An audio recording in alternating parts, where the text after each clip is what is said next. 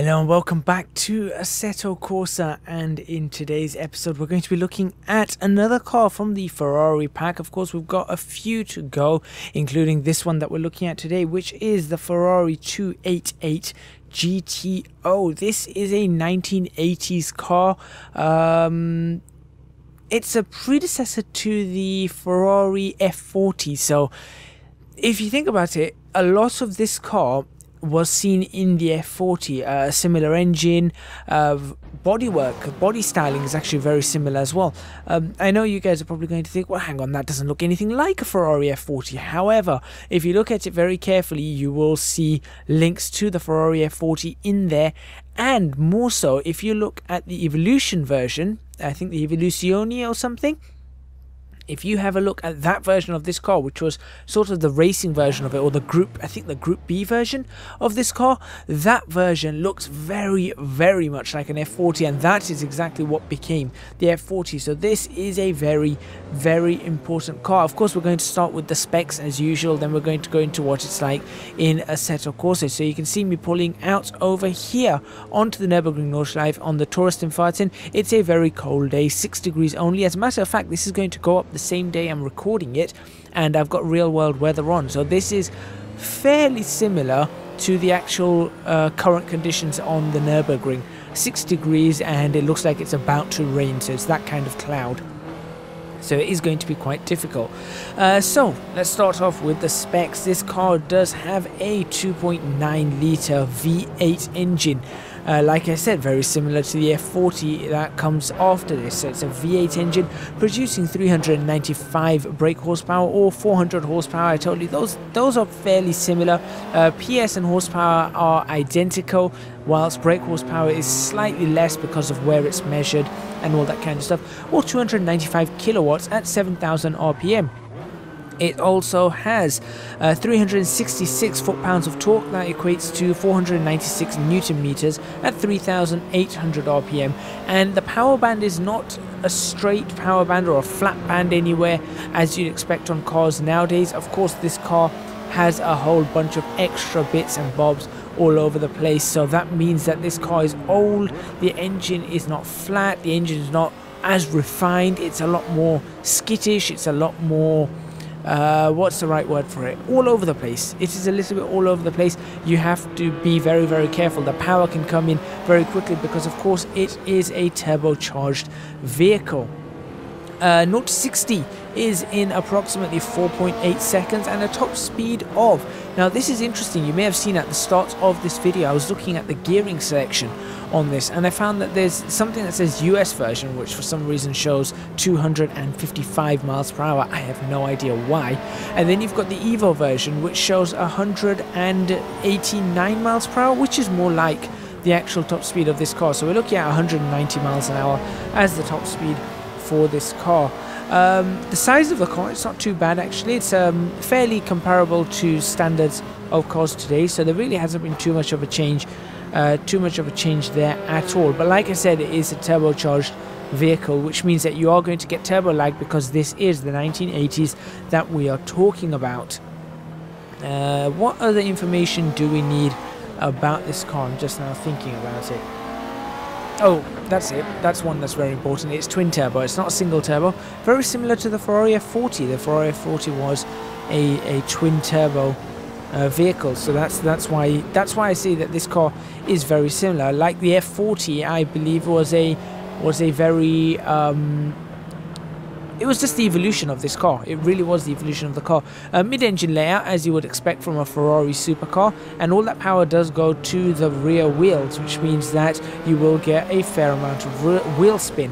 Tyres on the front and back are quite interesting. It's 225/50 VR16s on the front and 225/50 VR16s, 255/50 VR16s on the back. Now that sounds a little bit laughable compared to the 20-inch tires that we have on general cars today. I mean, 16-inch wheels are just that's just a bit crazy. But there we go, that's what you had. And the gearbox is a 5-speed manual gearbox, so your H pattern, if you want to call it a H pattern, that is the actual gearbox on it. Absolutely fantastic vehicle, to be honest. I really enjoyed driving it. So let's move straight on to what it's like in Assetto Corsa. Now in Assetto Corsa it comes in two colors, red and yellow. So it doesn't have various colors as we've had on some of the other vehicles like the 812 Superfast or the 250 GTO, any of that. This vehicle is the one that has just two colors, red and yellow. I've obviously picked it in red, and this is the brighter red. As you can see, this is more like the Rosso Scuderia color, which I did mention in last week that the 250 GTO didn't seem to have this Rosso Scuderia. It was a darker, more Rosso Corsa color. So this is more like Rosso Scuderia, or close enough to it. I think there's another red, and I can't remember the name, that is actually this red itself. But there we go. Moving on from the colors and what's available there, modeling, texturing, physics and sounds, or sounds and physics. Let's start with the modeling. Of course, it looks very, very accurate. There was a mod for this car available. I'd say I reviewed it probably about a year and a half ago. I believe I reviewed a mod that was a 288 GTO. This looks remarkably like the mod. I mean, the mod I felt was very, very accurate, but this looks remarkably like it. I think they must have either got the modder on board or used that as part of their reference, but obviously it's been updated to look just that little bit better. So the modeling and texturing is absolutely fantastic on this. Absolutely fantastic. Obviously inside it looks very simple, looks very Ferrari-like from the 1980s, and I really do like that. And I do remember going around this corner, this was the first car that I realized could do the 100 mile an hour around that corner, as well as other cars following it. And 100 miles an hour seems to be the speed for all cars around that corner, as long as the car has a top speed of, say, over 130 or 140 miles an hour. 100 miles an hour was the speed for that corner, and this was the first car that I realized it in a year and a half or whatever ago. So a little bit of channel trivia there for you. There's not going to be a quiz, so don't worry. Going around the carousel, moving on to the sounds of this car. The sounds sound absolutely, they sound absolutely spot on. In fact, this one does have that rattle, that rumble, the backfire for the exhaust. Everything seems to be there very, very nicely, and I'm very happy about that. Like I said with the GTO, there seemed to be something missing. This doesn't seem to have that missing. It sounds pretty alive. As you can see, I'm going to try and slide it here. It doesn't go so well, so I'm going to end up just kissing the barrier there, or a little bit of a knock on the barrier. Not enough for me to stop the recording and start again, but I thought I'd leave that in because I am going to talk about the physics in a few seconds. So yeah, the sounds are very, very good. I was impressed with the sounds, and there's a wide variety of them, exhaust notes as well. Moving on to the physics very quickly. The physics on this car are really, really nice. It feels a lot like the mod, and it feels like a 1980s car that's not quite as refined as the F40. It feels like it's a little bit more slidey, a little bit more wild, and takes just a little bit more work. While the F40 felt more like a go-kart, this feels more like a heavier car that has some understeer, that has just needs to be refined a little bit more, and that's obviously what's missing on this car. It shows the evolution of Ferrari throughout the years. So you still got that understeer a little bit in some of the corners. I tell you what, it doesn't like off-camber corners at all. If you start hitting the bumps on the road, it does not like them whatsoever. It really, really does not like the bumps. So that's something that you do need to be wary of.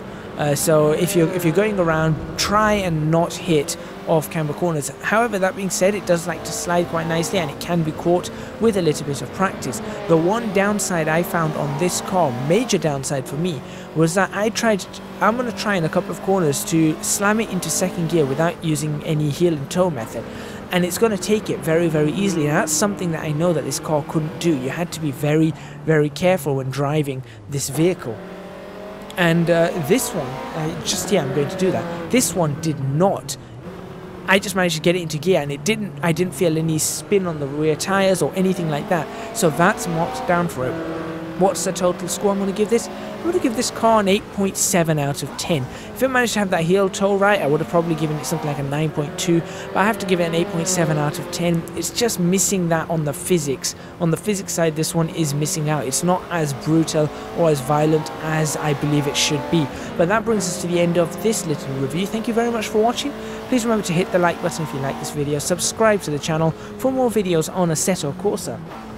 leave a comment in the comments box below. Let me know what you think of the Ferrari 288 GTO, and do support me on Patreon. Link to that is in the description box below. Your support would be massively appreciated. It's going to help me out a huge amount as I build my career on YouTube, and obviously on Twitch and live streaming and all that. Plus, any amount now gets you access to my Discord channel, where you can talk with me and with the community that is building up, and you can help me help influence the content that I create. So that would be really cool. Plus, you get to see things in advance and see things that nobody else really sees. Thank you very much for watching once again, and I will see you guys next time in the next episode of Assetto Corsa, where I'm going to be taking out I think I've only got 2 F1 cars left, so I'll be taking out one of those 2 F1 cars from the Ferrari pack. I'll see you guys then.